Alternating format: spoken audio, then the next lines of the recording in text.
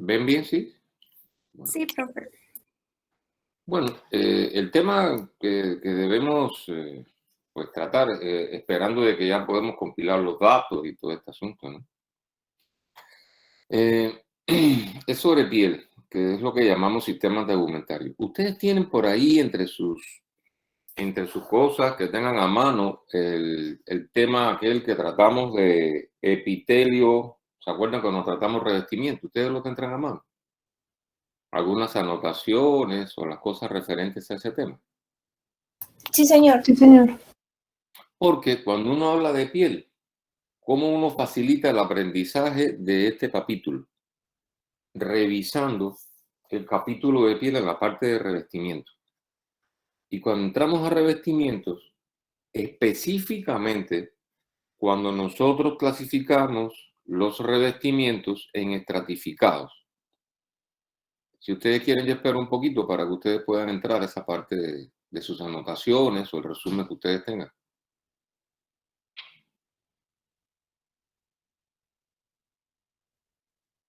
¿Pudieron hacerlo? Profe, yo lo tengo a mano. ¿Lo tienes? Sí, señor. Apelando a la memoria, tú recuerdas que en aquel momento cuando nosotros hablamos de estratificados, dijimos que había estratificado plano queratinizado. Busca específicamente esa parte. Tú me vas diciendo, ¿lo encontró? Sí, profe. Estratificado plano queratinizado. Que estratificado plano queratinizado, justamente en aquel momento hicimos referencia a estratificado plano queratinizado que podía ser grueso, es decir, piel gruesa, o el resto de la piel que es queratinizada. ¿Y qué dijimos?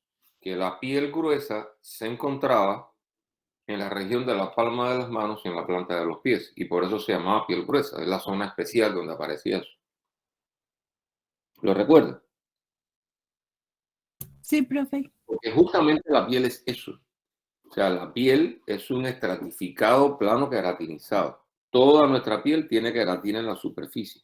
Toda. Solo que en la palma de las manos y en la planta de los pies hay mayor cantidad de queratina. En la palma de las manos es uno de los ejemplos, por eso esta imagen es justamente la característica de tener la capacidad adaptativa. Es decir, hay una capacidad adaptativa ante un trabajo intenso, el tener que desarrollar esta labor como hacen los trapecistas del Circo del Sol, y por eso se le ve estas huellas en la palma de las manos, ¿no? Que todo esto es la queratina, que aumenta mucho por la actividad laboral, por la fricción, y esto justamente lo que hay es queratina, es decir, que aquí la capa de queratina es mucho más gruesa, y esto es lo que nosotros comúnmente le llamamos callosidades, ¿no? Que pueden aparecer en las manos de un labrador, un señor que trabaja en la agricultura, la persona que trabaja en la construcción, que por las características de su trabajo van a encontrar eso, ¿no? De que se aumenta la capa de queratina como un mecanismo adaptativo a la actividad laboral que desarrolla la persona, por ejemplo. ¿Me entiendes? ¿Qué pasa entonces que en este encuentro? Que en este encuentro vamos entonces a ponerle nombre a los estratos, qué células se encuentran dentro de esos estratos. Es decir, esa es la tarea, pero sí, si quedó claro aquel aspecto en que se trató sobre los estratificados, es decir, que habíamos clasificado los revestimientos que podían ser así, simples o estratificados, y aquí, pues lógicamente, hay varias capas de células, y la última capa de arriba es la capa de queratina, ¿no? Y de eso más o menos va a tratar este encuentro, ¿no? Es decir, va a ser así, ¿no? Por lo tanto, aquí tenemos el epitelio escamoso estratificado queratinizado en un corte histológico de hematoxilina y eosina. Y observen entonces que todo esto es la capa de queratina, es decir, recordando al capítulo que tratamos después de tejido epitelial, aquí abajo tenemos el tejido conectivo o conjuntivo, con la observación de que aquí en el capítulo de piel, este tejido va a recibir el nombre de dermis, Y a la piel, desde el punto de vista histológico, se le denomina epidermis, epi es por encima, pero bajo el entendido de que la epidermis es un epitelio estratificado plano queratinizado. Hasta ahí está claro.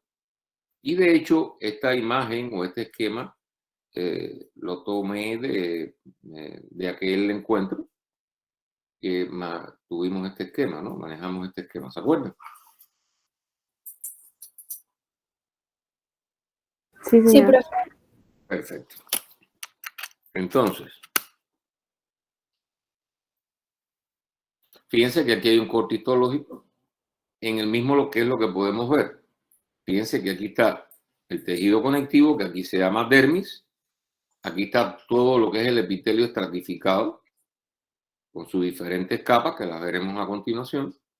Y la capa más superficial, que es la capa de queratina. No se asombren de que se vean así como estos hilillos un poco desprendidos, que esto es una proteína fibrilar muy dura, porque recuerden que la queratina la tenemos en el pelo, en las uñas, ¿no? Es muy dura. Y lógicamente cuando se hace el corte histológico hay una tendencia a veces a que se desprenda, porque la cuchilla cuando digamos que tropieza en la preparación histológica contra un elemento tan duro, pues esta se desprende un poquito, ¿no? Eso pasa con frecuencia, ¿no?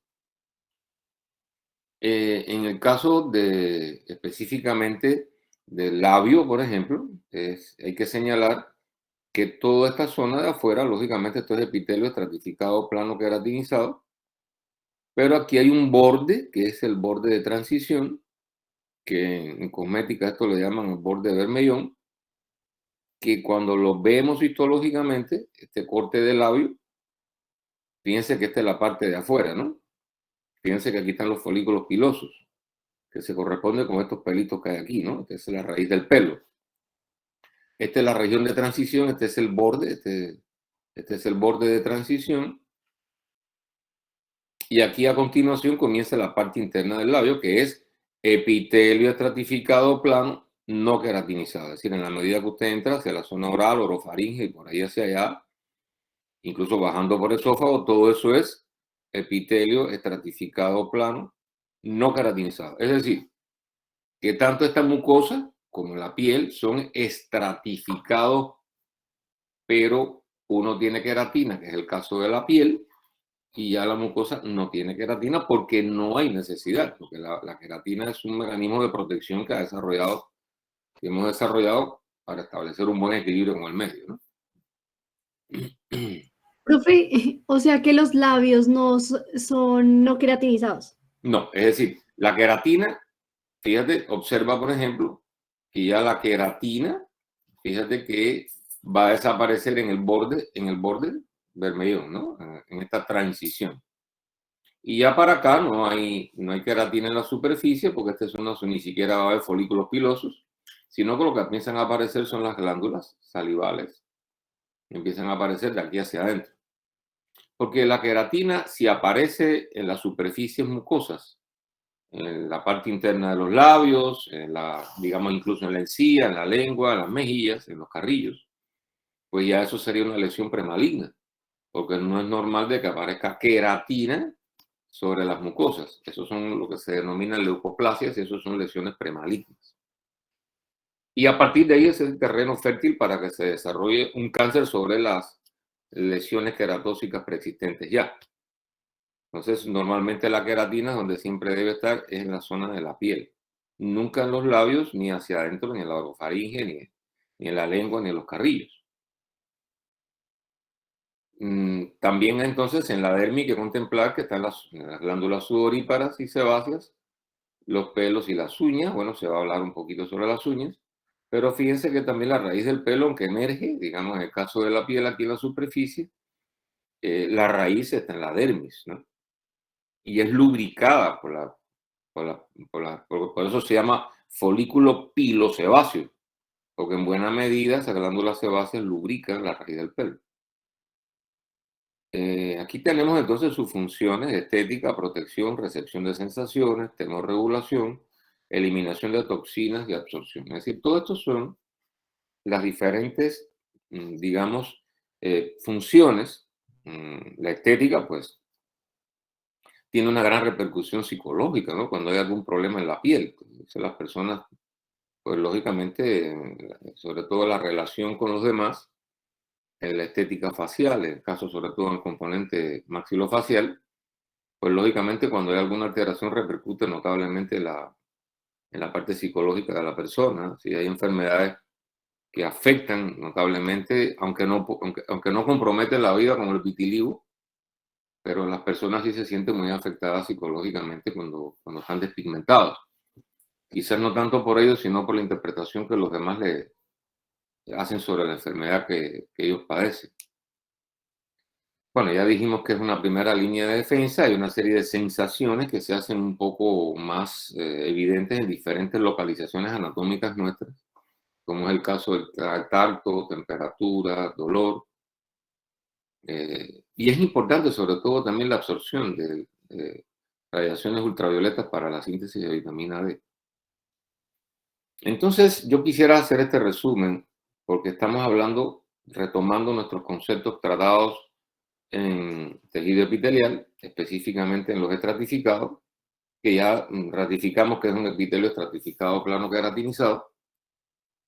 Pero, repito, aquí en dermatología, en piel, en sistema tegumentario, esto se denomina epidermis, y la dermis es aquel capítulo en que nosotros dijimos que esto se llamaba tejido conjuntivo común, que ese es el sostén y nutrición de estos revestimientos, porque recordemos que los revestimientos no tienen vasos sanguíneos propios y que dependen fundamentalmente de la nutrición que le aporta los vasos sanguíneos que se encuentran en el tejido conectivo, que como dije aquí se llama dermis. La hipodermis es muy discutible si pertenece o no a la piel. Algunos autores consideran que sí, otros que no. De todas maneras, no es un asunto muy importante para los efectos académicos de entender la piel. Ese tejido que está un poco más abajo contiene cantidades variables de grasa. Y los dermatoglifos, que son las huellas, ¿no? Las huellas dactilares o digitales que tienen tanta importancia forense. Bueno, aquí tienen entonces para que la comparación entre una piel y el resto de nuestro organismo, de nuestra anatomía, y observen que aquí a la derecha aparece en esta imagen lo que se denomina piel gruesa. Ahora, cuando empecemos a darle nombre a cada uno de los estratos, es importante que se detengan a observar bien. Yo creo que esta imagen está bien definida. Este espacio que se encuentra entre esta capa y la que sigue. No sé si en este trazo ustedes observan que hay un espacio muy clarito. No sé si lo logran alcanzar a ver.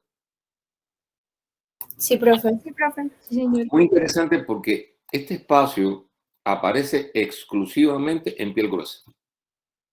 Este espacio que hay aquí, y vuelvo otra vez en el trazo, esto solamente aparece nada más que en piel gruesa. Es decir, en la palma de las manos y en la planta de los pies. Este espacio se llama capa lúcida. Solamente en el resto de nuestra piel no aparece, y por eso es un detalle muy curioso, ¿no? Este espacio se llama capa lúcida o estrato lúcido, como lo quieren llamar, pero se llama así. Y solamente aparece en piel gruesa. Tenerlo en cuenta porque cuando ya empecemos a darle nombre a cada uno de estos estratos, pues es importante considerar eso. Un resumen, llamémosles introductorio, para denominar. Profe, qué pena. Una pregunta. Dígame. En la imagen anterior, ¿por qué aparecen esos como huequitos transparentes? Porque, a ver, como le había comentado, la piel es sumamente gruesa y a veces cuando se hace el corte histológico, que más o menos está entre 3, 4 micras, es muy gruesa la piel y muchas veces hay desprendimiento de la queratina. Entonces eso aparece con frecuencia, unos pequeños espacios vacíos, pero eso no, digamos, no tiene mucha importancia desde el punto de vista funcional, porque de cualquier manera ya las células que componen esta capa superficial de piel gruesa, toda esta capa de queratina, ya las células no tienen núcleo, son células muertas. es decir, que se van a desprender de todas formas, luego no tiene una gran importancia funcional el hecho de que se desprenda un poco, incluso aquí en la preparación histológica, por esa razón.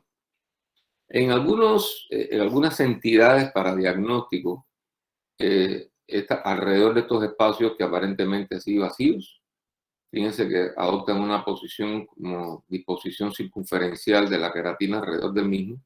Algunos le llaman, esos son detalles, es una descripción, algunos le llaman globos córneos o perlas de queratina. Bueno, son nombres que le dan, ¿no? Por la disposición que tiene circunferencial, pero digamos funcionalmente no tiene una gran importancia, la verdad. Y como les decía, digamos que muchos autores, tratando de hacer un resumen introductorio, pues casi siempre mencionan que todas las células, o la mayor parte de las células que componen la piel, le llaman queratinocitos. A excepción de algunas células que dentro de los diferentes estratos, estos queratinocitos le abren un espacio para albergarlos a ellos. Es el caso de los melanocitos, de las células de Langerhans y las células de Merkel. Son tres tipos de células que se encuentran distribuidas entre la capa basal o estrato basal y el estrato espinocelular. Ahora vamos a darle los nombres. Pero en fin, lo importante es que los queratinocitos, toda esta cantidad de células que componen a esta piel y que están unidas, están enlazados unos y otros a través de los diferentes dermosomas, de las proteínas transmembranarias, que le dan cohesión al revestimiento. Ellos buscan un espacio, dejan un espacio, unas pequeñas brechas, para que estos melanocitos o las células de Langerhans o las células de Merkel se puedan ubicar y cumplir su función, que son minoritarios en relación a la abundante cantidad del resto de la población celular denominadas queratinocitos, que lógicamente es lo que más abunda. De tal manera que entonces, ¿cuáles son los nombres de los diferentes estratos? Fíjense que lo primero es recordar que los diferentes estratos, dentro de cada uno, las células que los componen tienen una similitud en cuanto a forma y volumen. Luego hay una organización. Es decir, hay una organización que responde a la forma y el volumen, que hay una armonía entre cada uno de los estratos.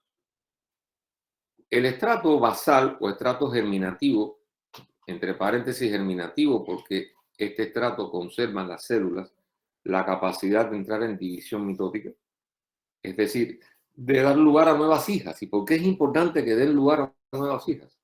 Porque si ustedes recuerdan, hace un momento les comenté que estas células que se encuentran aquí en la superficie son ya células muertas. Son células que se desprenden, que se descaman. Y entonces, este estrato germinativo, al tener la capacidad de las células de esta capa basal de entrar en división mitótica, claro está, división mitótica controlada. Hay un control de la división y proliferación celular. No es el caso de las lesiones premalignas y malignas, sino que en condiciones normales hay un mecanismo de control. Es decir, un equilibrio para mantener la integridad de nuestro revestimiento, sobre todo en este caso piel, entre las células que descaman y mueren y las nuevas células hijas. Y por esa capacidad de entrar en división mitótica, por eso es que además de estrato basal también recibe el nombre de estrato germinativo. Después viene un estrato muy amplio, digamos que es el tránsito más largo que tienen estas células en su proceso de maduración hasta el momento de morir y desprenderse. Este estrato recibe el nombre de estrato espinoso o espinocelular, según dicen algunos autores.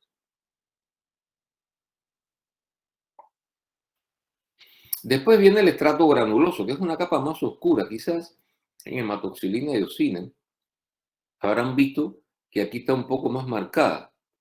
¿La ven aquí? Sí, señor. Exacto, porque es que ahí hay unos gránulos que por eso le dan ese tono más oscuro y por eso reciben el nombre de estrato granuloso por los gránulos que las células contienen en su citoplasma. Son unos gránulos que le llaman gránulos de queratohialina.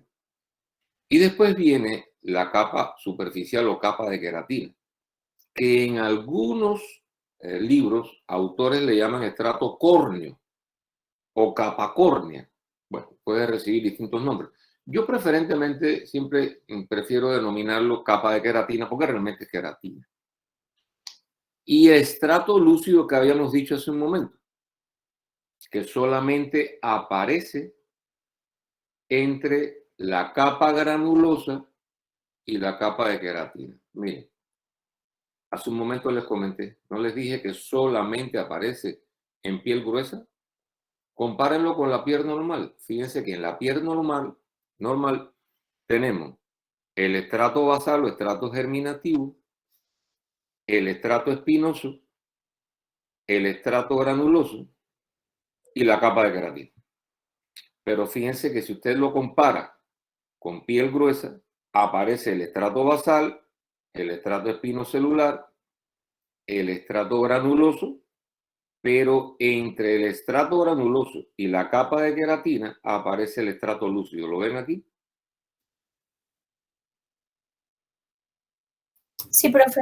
Por esa razón es que yo les decía, solamente aparece el estrato lúcido en piel gruesa. En el resto de nuestra piel, después del estrato granuloso, solamente tenemos la capa de queratina. ¿Bien? Si ustedes quieren, veámoslo uno a uno. Miren aquí la capa basal, estrato basal o estrato germinativo. ¿Lo ven? Aquí con este trazo para que puedan observarlo. Que descansa este estrato basal sobre, o mejor dicho, descansa no. Yo creo que la palabra correcta, y seguro ustedes están de acuerdo conmigo, que mejor decir que ancla. Es un verdadero anclaje. No es un reposo, no es un descanso. Realmente ancla a través de los hemidesmosomas. Recordemos que en aquel capítulo hablamos sobre los medios de anclaje. Y aquí está precisamente los hemidesmosomas, que a través de una serie de recursos como las proteínas transmembranarias, que anclan por acá a la membrana basal y a la capa papilar esta de la dermis, y por arriba estas células anclan a su citoesqueleto a través de las proteínas transmembranarias. Y por lo tanto, fíjense que este trazo que nos está señalando solamente al estrato basal, hay que recordar que aquí tenemos la membrana basal, que aquí en la hematoxilina y eosina no la veíamos bien, porque para ver bien la membrana basal hay que hacer una coloración de ácido periódico de Schiff, de Paz, porque la membrana basal es rica en glucosaminoglicanos y esto es una coloración que tiene afinidad tintorial justamente por estos polisacáridos, por los glucosaminoglicanos que contiene la membrana basal. Y esto que tenemos aquí marcado, ¿ven? Por una técnica de autorradiografía, es para marcar las mitosis, para que ustedes vean cada una de estas son mitosis, lo cual nos corrobora de que hay una actividad de división celular controlada, por supuesto, pero claro que la hay. Y estos son los, como les había comentado, son los hemidesmosomas. Por eso yo rectifiqué y les decía que más que la membrana basal es un soporte y que el estrato germinativo descansa. No, yo creo que es más bien un anclaje a través de los hemidesmosomas, creo que es lo más correcto, y con estas proteínas transmembranarias garantizan el anclaje aquí abajo y al citoesqueleto celular. Esto es una célula y esto es otra célula. Y claro está que estas proteínas tienen diferentes nombres, algunos un poco complejos. El complejo molecular de integrinas beta-4 alfa-6, las BP180, las BP230, bueno, son todo esto son proteínas que garantizan el anclaje por acá al tejido conectivo subyacente y por acá a los filamentos intermedios que constituyen el citoesqueleto de la célula. Entonces estas proteínas transmembranarias son las que garantizan ese anclaje. Y por eso a todo este conjunto le llaman hemidesmosomas, ¿no? Aquí tenemos el estrato espinoso o espinocelular, visto lógicamente con un acercamiento. En libros anteriores, un poquito más viejitos, se hablaba de que el estrato basal y espinos, a estos dos estratos en conjunto le dominaban capa de marfil. Y entonces con nombres propios que a veces complican un poquitico el aprendizaje, pero en fin, lo más importante es identificar el estrato basal y el estrato espinocelular. Yo diría así. Observen que es muy rico esta zona del estrato espinocelular. Si ustedes observan, aquí hay unas pequeñas espinitas que hay entre unos y otros. ¿Las ven aquí? Que cuando usted lo lleva a microscopía electrónica es lo que denominamos los desmosomas. Que aquí abajo solamente eran hemidesmosomas porque solamente era el anclaje basal, pero aquí tienen que garantizar la unidad estructural de una célula con la otra. Luego fíjense que se forma como diríamos, como en albañilería, como en construcción, se forma un verdadero andamiaje de anclaje de unas con otras para garantizar la integridad. Integridad que en algunas enfermedades se pierde porque hay personas que identifican como proteínas extrañas proteínas propias de manera muy selectiva y destruyen las proteínas que constituyen a este desmosoma. Es decir, esto que vemos aquí es el desmosoma y resulta que en estas proteínas de adhesión, estas proteínas transmembranarias, resulta que hay personas que de manera selectiva las destruyen y al destruirlas desprende completamente las células que están unidas. Es decir, como ustedes verán, aquí hay algunas que reciben el nombre de desmocolina o desmoleína y resulta que hay personas que empiezan a levantar autoanticuerpos, ¿se acuerdan del capítulo de inmuno? Autoanticuerpos, es decir, que el sistema inmunitario de estas personas deja de identificar como proteínas propias y resulta que las identifica como extrañas, como ajenas y las empieza a destruir. Cuando el principio del sistema inmunitario es que tiene que respetar e identificar como propias nuestras proteínas. Y resulta que ocurre todo lo contrario. La persona comienza a identificar como proteínas extrañas, rompe esa barrera y empieza a identificar como proteínas extrañas los elementos propios constitutivos nuestros. Y específicamente en este caso destruye la desmoleína y la desmocolina y la persona al destruir estos medios de unión, la célula se desprende. Y la persona apenas se toca la piel, se le desprende la piel. Es bastante dramático, pero es así. Y sumamente grave porque se desprende la piel.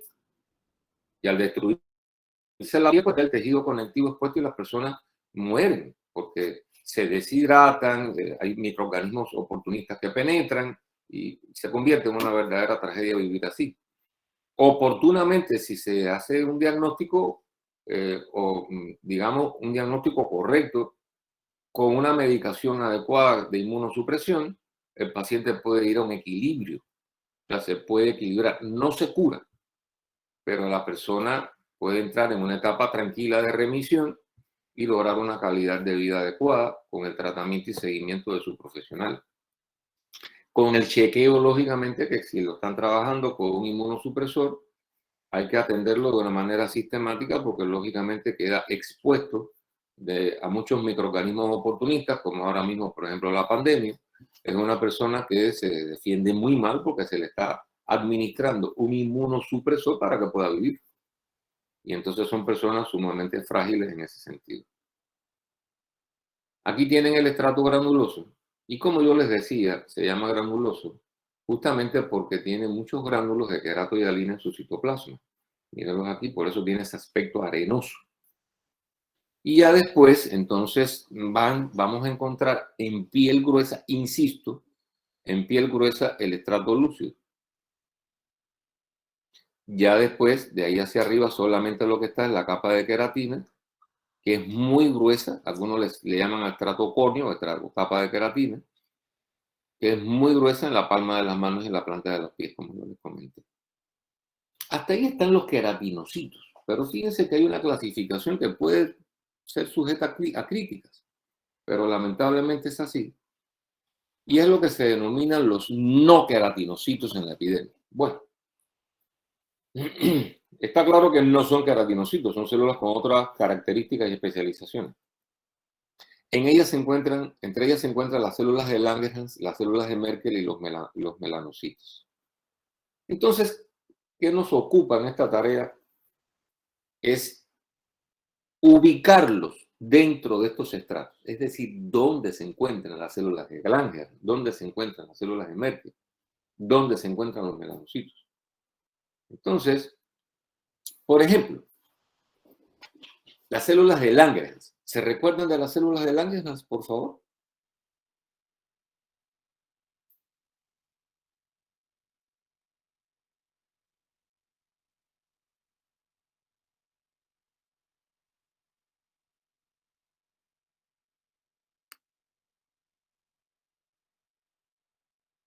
Profe, es que, bueno, no estoy segura, pero ellas están relacionadas con los islotes de Langerhans. Bueno, no. Y sé que se presta un poco a confusión, porque, claro, estando los islotes, tú te refieres a los islotes pancreáticos. Sí, también se le llaman así, ¿cierto? Bueno, pero entonces, pero es que lo que pasa es que esto nos sucede mucho en el desarrollo de la histología y de la anatomía. Se arrastran muchas, a veces algunas dualidades con el empleo de los términos de quienes participaron en la descripción de las mismas. Entonces, y tienes toda la razón, porque resulta que tú te refieres a las células beta de los islotes pancreáticos de Langerhans, donde se sintetiza la insulina, ¿no? Lo que sería el páncreas endocrino. Pero resulta que también hay unas células de Langerhans que son células presentadoras de antígenos. Hay una serie de células profesionales, así se llaman, dentro del campo de la inmunología, que son esas células que tienen, que en definitiva, son macrófagos, que tienen su origen en los monocitos, esa dupla, ¿no? Monocito-macrófago, ¿recuerdan? Y entonces hay diferentes macrófagos que en nuestro desarrollo quedaron ubicados en diferentes localizaciones anatómicas. Por ejemplo, en el hígado hay unos macrófagos que resultan con nombres propios. Y usted cuando lee hígado, por ejemplo, aparecen las células de Kupfer. Y uno dice, bueno, las células de Kupfer, pero las células de Kupfer definitivamente son macrófagos. Si usted va a pulmón, va a encontrar que hay unas células que son macrófagos, que se encargan de digerir y tratar de defendernos contra toda esta polución, toda esta contaminación ambiental, y ellos empiezan a fagocitar todo este humo negro y todas estas partículas de la contaminación de las grandes ciudades, donde aspiramos toda esta cantidad de nocividades, y se llaman células del polvo, ¿no? Le dan un nombre. Y son macrófagos, que tienen una función inmunitaria como todos los macrófagos, fagocitan y se desarrolla un proceso profesional de procesamiento antigénico. En el caso de la piel hay unas células profesionales también, que son las células de Langerhans. Que estas células son unas células profesionales que tienen la capacidad de defendernos en la piel con su función de presentadoras de antígenos. Estas se encuentran entre las células del estrato espinocelular o estrato espinoso. Eso hay que anotarlo, porque no se nos puede olvidar dónde están ubicadas. O sea, estas células de Langerhans se encuentran aquí. Hay una coloración especial que les muestro para que vean que tiene unas prolongaciones citoplasmáticas muy interesantes. Ellas se encuentran entre las células del estrato espinocelular o estrato espinoso. Bien. Y como ya yo les comenté, tienen su origen en la médula ósea, son parte del sistema fagocítico nuclear. Esa es su función. En el caso de las células de Merkel, fíjense que las células de Merkel, que aquí las están viendo, se encuentran, esto es un detalle importante, entre las células del estrato basal o el estrato germinativo. Es decir, esas células del estrato basal, si ustedes se fijan en el esquema, esta es una célula del estrato basal, esta es otra célula del estrato basal, y entre ellas anidan, le dan un espacio, por decirlo de alguna forma, a las células del estrato basal, le dan un espacio para las células de Merkel, que son unos mecanorreceptores muy abundantes en los dedos, en la mucosa oral, en la base de los folículos pilosos. Es un mecanorreceptor, pero esta célula se ubica entre los espacios que le dan las células del estrato basal.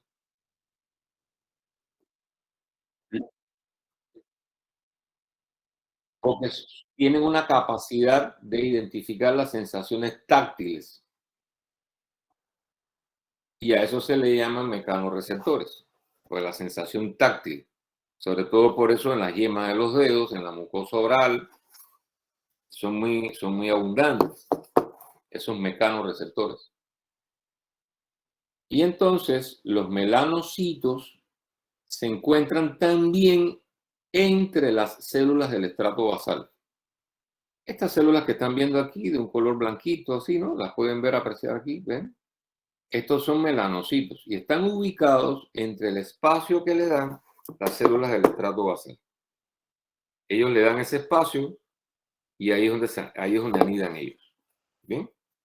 Profe, una pregunta. Estos son los que, bueno, primero, estos son los que le dan, digamos que el tono a la piel. Nos confieren la pigmentación de la piel, Y, ¿correcto? profe, cuando, ¿usted se acuerda que usted una vez en epitelio dijo que cuando se veía oscuro las primeras células de la membrana basal, se podía saber de qué tez era la persona de donde se había hecho el corte? ¿Son estos los que salen pigmentados? Sí, claro, y veré si puedo ayudarte por acá para que tú misma te des cuenta. Vamos a ver si puedo. Con permiso, voy a cerrar. ¿Qué te parece esta imagen? Ajá, profe, creo que era eso. Sí, ¿qué te parece? Evidentemente este no es un caucásico, ¿no? Sí. Este debe ser como de mi color, más o menos, ¿no? La persona, ¿no? Ujú. Claro, porque es que Listo, nos profe. da la pigmentación. Y un detalle interesante, mayor o menor medida, siempre las personas debemos tener pigmentación. Cuando no hay ninguna, retomando el tema asociado a lo que hablamos hace un momento, hay personas, como yo les comenté, recuerden que en ese capítulo de Inmuno, asociado a ese capítulo, hay un subcapítulo, por decir así, que por cierto no es pequeño, es bastante amplio, dentro del tema del sistema inmunitario, que son las enfermedades autoinmunitarias.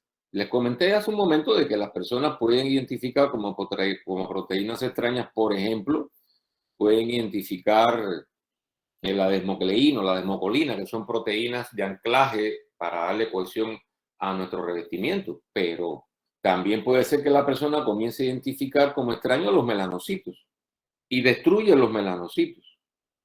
Y al destruir los melanocitos comienza la despigmentación de la piel en el caso del vitiligo, ¿entiendes?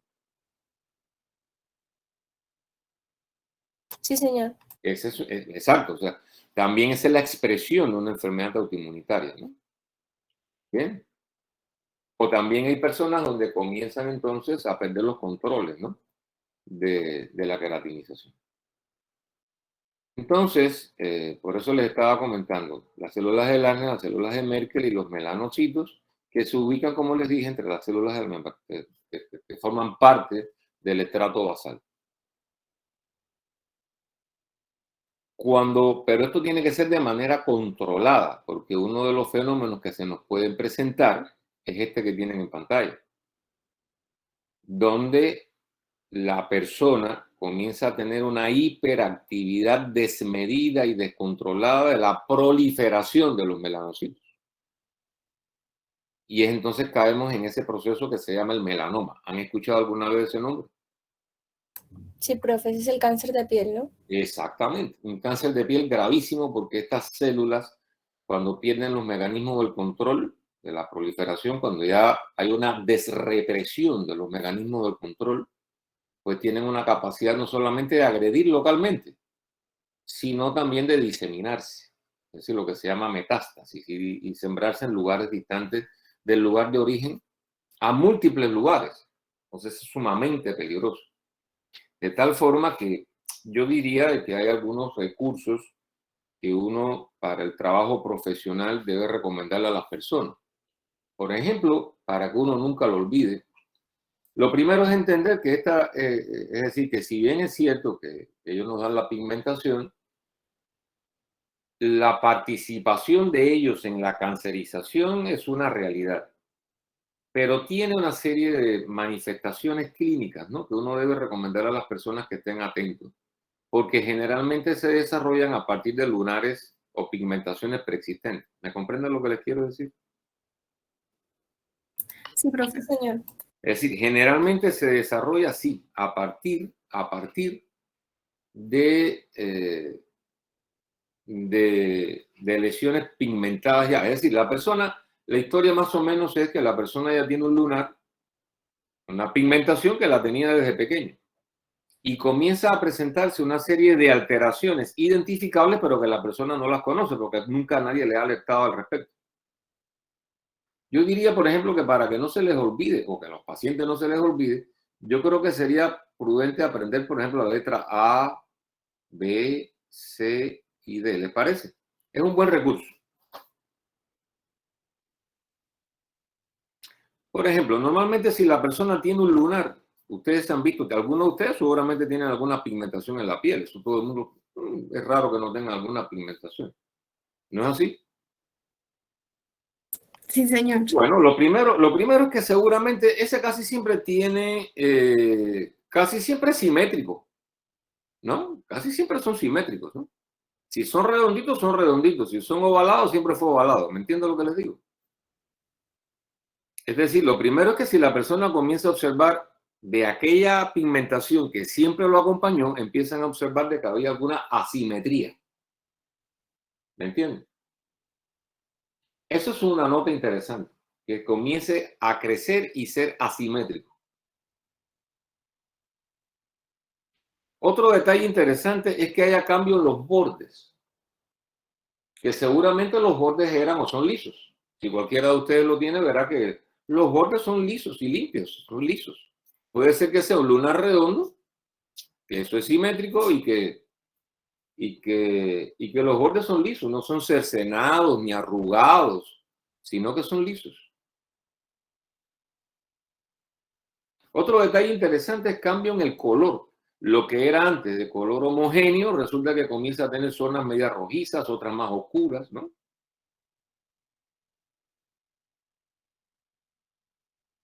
¿No es así? Sí, profe. Y otro de los detalles interesantes es que comienzan a crecer mucho y entonces empiezan a cambiar mucho en cuanto al diámetro. No solamente es que se tornen un poco asimétricos, sino que en el diámetro. Si usted toma una medida del diámetro, seguramente, del diámetro mayor de la lesión, seguramente que la persona se da cuenta de que su lesión no era de que su pigmentación no era de ese tamaño. Por lo tanto, hay que tener en cuenta esos 4 aspectos. Asimetría, cambios en los bordes, en el color, en el diámetro. Si una persona tiene un lunar que lo acompañó toda la vida, una pigmentación, si usted quiere llamarlo así más técnicamente, que lo acompañó toda la vida, y comienza a observar algunos de estos signos, cambios, asimetría, cambios en los bordes, en el color, en el diámetro, no es la sumatoria de ellos. El hecho de que haya observado a alguno de ellos ya es suficiente para que visite a un especialista. Es la mejor forma de prevenir el desarrollo de un melanoma. Porque si eso se extirpa desde el punto de vista quirúrgico de manera oportuna, no hay ningún problema. ¿Me entiendo lo que les quiero decir? Por eso introduzco este fenómeno que es usual. Las lesiones en piel en Colombia son frecuentes. El cáncer de piel en Colombia está entre las primeras localizaciones más afectadas por cáncer, ¿no? Y está entre las 5 primeras localizaciones más afectadas por cáncer.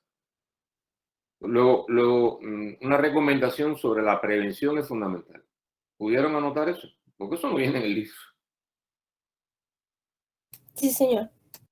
Entonces, fíjense que eso es un dato importante. Esto que ustedes están viendo aquí, histológicamente, generalmente las lesiones comienzan con esa simetría, ¿no? Empiezan a observar cosas raras y no les paran bola a eso, ¿no? Ok. porque a veces se tornan un poquito más. Era plano y resulta que comienza a ser elevado, ¿no? Y los bordes que eran lisos resulta que comienzan a, ¿no? Comienzan a hacerse cercenados, rugosos, cuando eran lisos siempre en todo su contorno. Así que estar atento a eso. Bien. ¿Alguna pregunta sobre epi, o sea, sobre epidermis, que es lo que estábamos tratando ahora, para pasar a la dermis? ¿Hasta ahí alguna duda? De mi parte, no, profe. No, profe, todo No, claro. señor. Entonces, vamos a ver entonces la dermis. Dermis.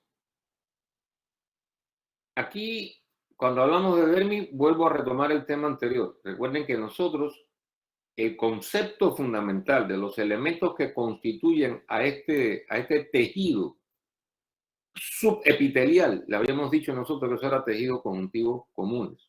¿Se acuerdan? Aquí en dermatología esto recibe el nombre de dermis y también aparece con el nombre de corion. Para que no se me confunda, si en alguna lectura o en alguna lectura en la red encuentran la palabra corion, es lo mismo. Es el tejido conjuntivo con las distintas fibras que conocemos que tienen los vasos sanguíneos y nervios. ¿Bien? No hay nada, no hay ningún secreto. Lo único que aquí, a este tejido conectivo, para entender bien piel, le vamos a hacer un trazo imaginario aquí abajo en la dermis, un trazo imaginario, y a la porción que nos queda por encima del trazo imaginario y que guarda relación de contacto con el revestimiento, a eso le vamos a llamar dermis papilar. Y al tramo de dermis que nos queda por debajo del trazo imaginario, a esto le vamos a llamar dermis reticular. Así que la dermis la vamos a dividir en dermis papilar y dermis reticular. Aquí tenemos el revestimiento. Todo esto es la capa papilar o dermis papilar y aquí, de aquí para abajo, todo esto es dermis reticular. ¿Bien? Dermis papilar porque sencillamente en esta sinuosidad que nos describe el anclaje del epitelio sobre el tejido conectivo, a estos espacios que quedan entre esta cresta epitelial y esta cresta epitelial, a esto se le llama papila del tejido conectivo. Por ahí viene lo de papilar. Entonces, por eso todo el tramo de dermis que se encuentra relacionada con el anclaje del revestimiento, a esto se le llama dermis papilar. Y a este espacio que aparece entre una cresta y otra cresta epitelial, a esto se le denomina dermis papilar. ¿Entendido? Aquí igual, hacemos un trazo imaginario y nos vamos a encontrar entonces que del trazo imaginario hacia abajo, todo esto es dermis reticular, y de aquí hacia arriba, todo esto es la dermis papilar, que repito, es la que está en contacto con el revestimiento. ¿Qué vamos a encontrar en la dermis papilar? O sea, ¿cuál es la importancia entonces de la dermis papilar? Y es que en la dermis papilar hay unos corpúsculos que también son unos mecanorreceptores, muy sensibles también a la estimulación táctil, como lo eran las células de Merkel. A esto se le llama corpúsculos de Meissner, es decir, entre la cresta epitelial y esta cresta epitelial, este espacio está la papila dérmica. Y aquí aparecen estos corpúsculos que se llaman corpúsculos de Meissner, que también son muy importantes en la identificación de la sensación táctil. Y, estos se encuentran más común en los labios, en los genitales externos y en los pezones. En la dermis reticular, es decir, abajo, por debajo de ese trazo imaginario, vamos a encontrar glándulas sudoríparas, folículos pilosos y glándulas sebáceas. Es decir, aquí abajo. En la dermis reticular van a aparecer todos esos elementos. Además, ahí abajo hay también formas de identificar vibraciones y fuerzas de tensión, mecanismos táctiles más abajo también. Por eso nosotros tenemos la capacidad fina de sensaciones táctiles. Y es que también está reforzado este proceso desde la dermis reticular por la presencia de los corpúsculos de Pacini y los corpúsculos de Ruffini. También que participan también en esa identificación, que están abajo en la dermis reticular. Ahí existen también las glándulas sebáceas, como ya les comenté, Generalmente las glándulas sebáceas están asociadas al folículo pilosebáceo, es decir, a la raíz del pelo, y vacían su contenido a través de un pequeño conducto. Algunas no están asociadas al folículo piloso y vierten su secreción directamente en la superficie. Esto lo habíamos tratado en aquel momento cuando hablamos de revestimiento en la parte de glándula. La forma holocrina, que tenía la característica, es una forma de expulsar el material de secreción. La forma holocrina, que a medida que madura la célula, esta muere y se transforma ella misma en el producto secretorio. Por eso es una de las formas holocrinas. Y las glándulas sudoríparas ecrinas que vierten, libera, pues digamos, una forma merocrina. El sudor es una forma merocrina de expulsar el líquido, pero que eso no afecta para nada ni la membrana plasmática ni a la unidad productora, sino sencillamente una forma merocrina, pues no tiene nada que ver con la pérdida de parte del citoplasma pasada con la forma. Sin embargo, hay una forma sudorípara, pero estas son muy especiales de las glándulas sudoríparas, que se refiere a las que están restringidas a la región axilar, anogenital, la aureola mamaria, conducto auditivo externo. Muchas de ellas, la región, sobre todo la región anogenital, son estimuladas por hormonas sexuales que liberan siempre parte del producto secretorio, va parte de la célula. Quizás quienes tenemos mascotas sabemos de esta situación especial en el baño de la mascota, generalmente en la zona anogenital, porque es una de las formas de identificación de las mascotas. Por eso se huelen tanto estas regiones anogenital, porque precisamente es estimulada por las hormonas sexuales y le da un olor característico. Por eso parte del aseo de las mascotas es justamente trabajar en la región anogenital sobre estas glándulas. Y finalmente tenemos la raíz de la uña, que yo siempre les recuerdo mucho de que traten de conservar su cutícula, de no lastimarla con cortes y sobre todo con instrumentos de corte que puede ser que no estén estériles y que lo haya utilizado una persona anterior y puede llegar a alguna forma de infección y que afecte el centro de crecimiento y les destruya su uña con alguna infección crónica, con algún hongo. Mejor dejarla tranquila, sobre todo si usted va a trabajar odontología. Una de las mejores cosas es tratar de dejar intacta la cutícula, no estarla cortando, para evitar ningún tipo de infección que le afecte a la uña ni que penetre ningún, porque esto es un sellaje periférico que tenemos de la uña, para evitar que ocurra ninguno de esos contratiempos. Aquí en la piel, algunas identificaciones, sobre todo para que vean lo que es un papiloma, porque papiloma responde al nombre papilar de papilas. Eso es un papiloma. Y cuando vino esta descripción morfológica, todavía no estaba claro de que eso era un papiloma virus. Hoy están identificados más de 100 subtipos. Y arrastra la descripción morfológica. Papiloma es que tiene este aspecto digital, así, papilar o digitiforme, ¿no? Como si fueran deditos. Esa es la descripción morfológica. Después, muchos años después de estar descrito, fue que se logró asociar y hoy se asocia con más de 100 subtipos de virus, que le llaman virus de papiloma humano. Esto es para que vean en piel, sobre todo los que nos corresponde el componente de trabajo maxilofacial.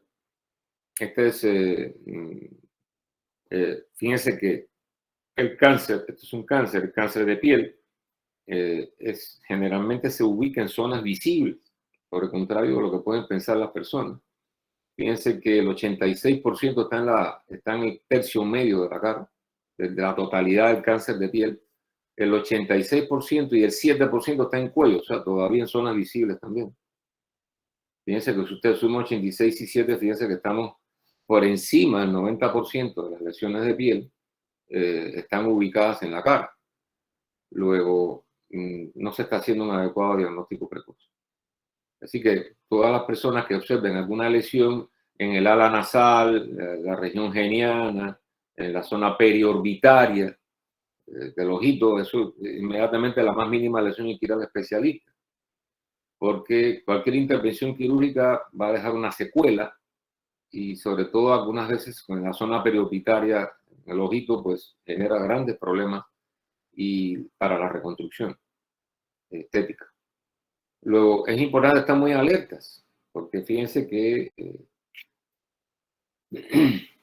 Fíjense que es sumamente frecuente y está en zonas visibles, ¿no? Esto, fíjense que es una de las expresiones histológicas de cuando se destruye el anclaje de los hemidesmosomas y se desprende completamente la piel, porque hay personas que destruyen los anclajes de los hemidesmosomas. Y esto se corrobora con esta fluorescencia, ¿no? Donde está la actividad autoinmunitaria, es precisamente aquí, por eso es la importancia de utilizar este recurso diagnóstico. Una de las manifestaciones clínicas es que cuando comienza esta destrucción, a la persona se le forman estas grandes ampollas, ¿no? Que después histológicamente es esto, ¿no? Es este desprendimiento, porque estas ampollas es porque se levantó la piel. Y quedan estos espacios que ustedes pueden apreciar aquí, ¿ven? Y ya está completamente... Es uno de los procesos graves realmente. Si alguno quiere leer sobre esto, se llama pénfigo, si quieren anotarlo. Están los pénfigos y los penfigoides, que son enfermedades que tienen que ver, ya tienen el soporte cognitivo para que ustedes puedan hacer una revisión de esto que se presenta en el campo de la odontología y digamos que se puede hacer un diagnóstico oportuno, porque muchas veces se diagnostica oportunamente si usted lo logra identificar, y es que aparece en boca antes de aparecer en muchos casos en piel. Luego, digamos que cuando aparece esto en boca es como se utiliza mucho un recurso metafórico, es la punta del iceberg, ¿no? Y creo que es un buen momento de hacer el diagnóstico oportuno por el debut frecuente que ocurre esto en cavidad oral y no empezar a administrar medicamentos sin saber qué es lo que tiene el paciente.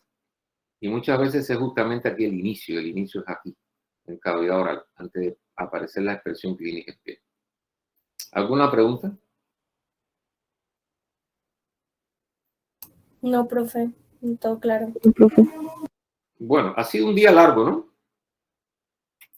Sí, profe. Largo, gracias a la participación de ustedes no fue más largo, porque la verdad que ha sido un día complejo. Gracias por su participación, su colaboración y gracias por tenerlo siempre ahí, ¿no? Yo les envío después un resumen para que ustedes vean estas cosas. Fíjense que yo recurro mucho a esto, ¿no? Digamos a la fluorescencia, porque apoya mucho un medio diagnóstico que no lastima al paciente, porque es con la misma muestra que ya se tomó. Y algunas personas, si ustedes quieren leer sobre esto, pueden leer también sobre psoriasis, ¿les parece? Ya están preparados para ello. Esta es la psoriasis. Si algunos quieren leer sobre melanoma, ¿se acuerdan qué datos le dije sobre melanoma? El ABC del melanoma. Ajá, dígame la primera ¿cuál es? Asimetría. Bueno, ¿qué observa aquí en esta imagen? Pues no tiene bordes asimétricos. A ver, fíjense que esta persona seguramente cuando tuvo su lunar o su pigmentación seguramente era redondita, ¿no? Sí, señor. Seguramente era simétrico. Sí, figúrense que esto ahora empezó a crecer y fíjense que está completamente asimétrico, ¿no? ¿No? ¿Lo ven? Sí, profe. Pero ¿qué otro detalle teníamos? Los bordes. Ya los bordes no son lisos. Fíjense cómo son. ¿Los ven? Miren. Miren cómo son los bordes, ¿eh? ¿Lo ven? Sí, señor. ¿Qué otra cosa teníamos? En el color. Seguramente que originalmente era homogéneo el color, ¿no? Y fíjense que ahora, ¿ven? Fíjense que hay unas zonas medio enrojecidas, otras demasiado oscuras. Incluso fíjense que tiene hasta un aspecto rugoso y seguramente esto ya no es liso, seguramente está elevado. ¿No? Sí, señor. Cualquiera de estas manifestaciones que se le empiece a observar una lesión, por pequeñita que ésta sea, hay que ir rápidamente al especialista. No es una suma de asimetría, cambio en los bordes, color, diámetro, elevación, no. Cualquiera de ellos que se presente ya hay que ir para el especialista. Es la forma de hacer el diagnóstico precoz oportuno de un melanoma que si no se hace seguramente conlleva la muerte por la capacidad de diseminación que tiene. Y no depende del tamaño, porque usted podría pensar es que tiene 2 centímetros, 4 centímetros, no depende del tamaño, el grado de malignidad de la lesión, ¿oyeron? Listo, profe. Bueno, entonces yo les envío un resumen de esto, ¿no? ¿Les parece? Sí, profe, gracias. Profe, Una- iba a pedir, ¿será que pues nos puede mandar el resumen del laboratorio de nervioso, porfa, también? Claro, claro, claro que sí. ¿No lo subí? No, profe. Ah, bueno. Entonces hay que subir nervioso, El laboratorio. laboratorio de nervioso y, y subir las imágenes de piel, ¿no? Sí, Bien. señor, gracias. No, ahí estamos en contacto.